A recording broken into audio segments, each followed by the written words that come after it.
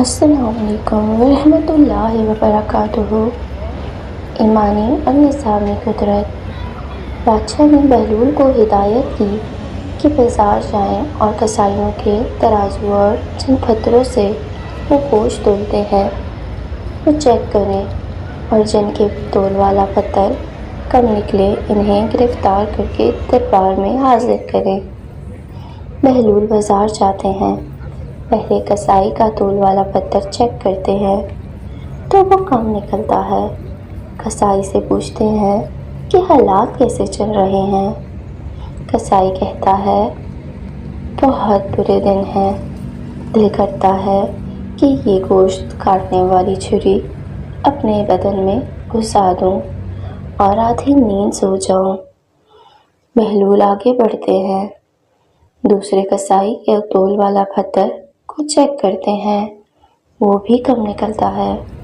کسائی سے پوچھتے ہیں کہ حالات کیسے ہیں۔ وہ کہتا ہے کاش اللہ نے پیدا ہی نہ کیا ہوتا، بہت ذلت کی زندگی گزار رہا ہوں۔ بہلول آگے بڑھتے ہیں، تیسرے کسائی کے پاس پہنچے، تول والا پتھر چیک کیا تو وہ بالکل درست پایا۔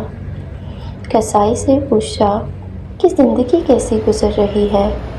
کسائی نے کہا اللہ کا لاکھ شکر ہے، خوش ہوں، اولاد نیک ہے، زندگی بہت اچھی گزر رہی ہے۔ بہلول واپس آتے ہیں، بادشاہ پوچھتے ہیں کیا رپورٹ ہے۔ بہلول کہتے ہیں کہ کئی کسائیوں کے تول والے پتھر کم نکلے۔